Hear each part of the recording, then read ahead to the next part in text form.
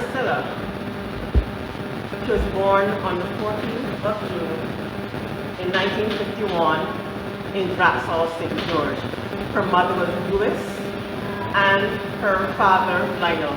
She was born deaf. She was 8 of 10 siblings, and a few years later, she gave birth to 2 sons. She had 4 grandchildren and 3 great-grandchildren. The family taught her how to read the lips,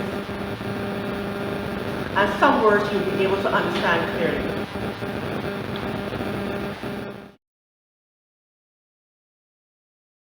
She went to St. Jude's Girls' School. Until she was 17 years of age, then she went to work, and she went to work to help the young man in the pine. In her younger times, she could do anything. She really loved to cook, she loved washing, she loved plaiting hair, she loved cleaning the house, taking care of her family. And she really loved dressing up. She was very fussy. And if she saw you, she would really acknowledge and know you. Even though there were challenges, she still continued to shop and partake in activities. And she was always putting others first before her. She gave birth to 2 sons, Philip and Tyrone. Her son's memory of her was on Sunday mornings, getting up and getting ready to go to church. They would have their mother clean the house, press, do different things, go to church, come back home, and she would spend time with them.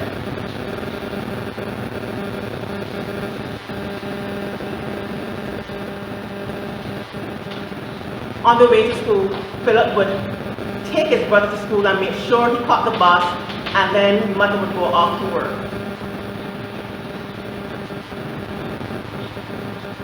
Philip said, he was pretty capable of looking after Tyrone, and he remembered that both of them would go and help his mother clean and scrub the tables at school.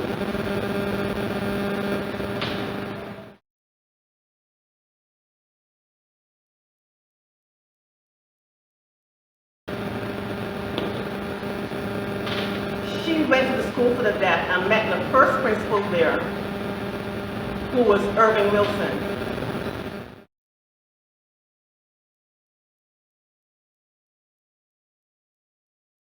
And that was around the 1970s. And she was really proud when they named the school after him. She worked there until her sight deteriorated, and then she retired. She worked and finished around 2006, 2007. She was there for over 30 years. But did that stop her from enjoying herself and her life? No, even though she was deaf and blind. When she was at the school, she was allowed to sit in the class and learn and look at different signs because she didn't know them before. And if she didn't know a word, she would also teach her family how to sign. And her family enjoyed learning as well.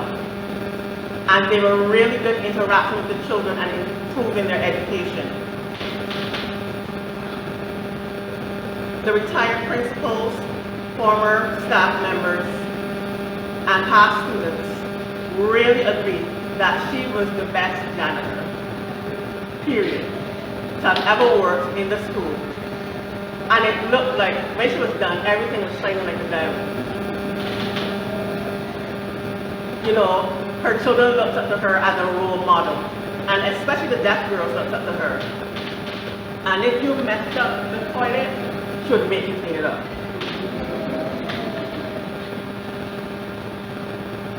She really loved children, and she loved helping her family.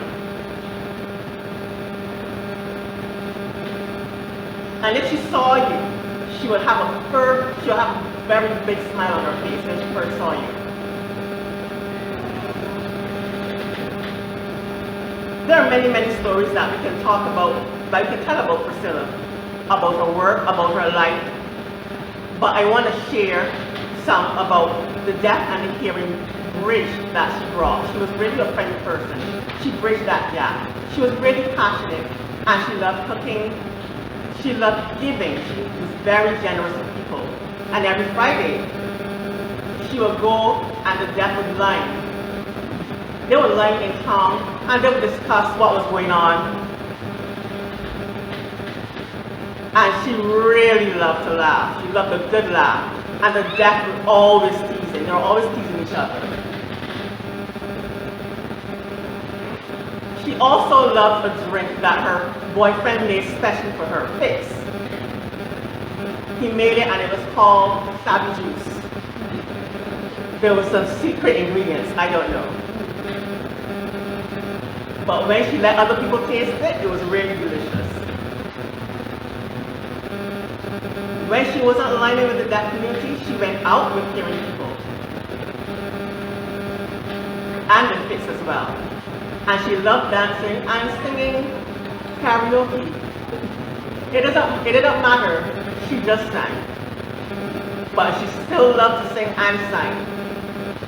But you couldn't tell her that she couldn't do anything, because she proved that she could.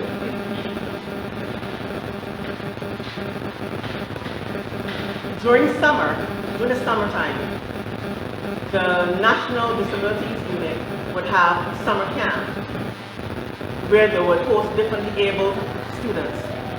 And they would have counselors, and she would still be there helping to clean up, and making sure that the camp was spotless for the next day. She really enjoyed sewing, and when she became blind, she was, a very firm and stubbornness about her. But how did she communicate? She used tactile signing. It meant that she would use her hand and touch to feel what you were signing. With God's help, she did that. With God's help and her family until the very end, until she died.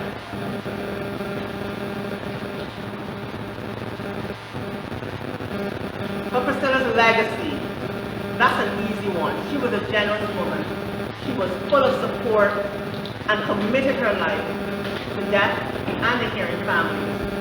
She loved God, and even though she had very simple and humble beginnings, she respected what she did even with a limited education. But she cherished what she did in her values she wanted to pass on to future generations.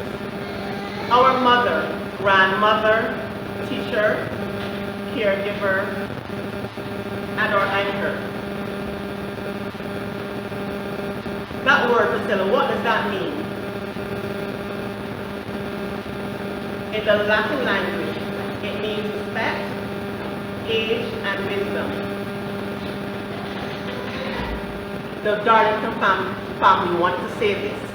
Precious memories, angels that we cannot see, sent to us, that will continue to linger within us and will always flood our souls.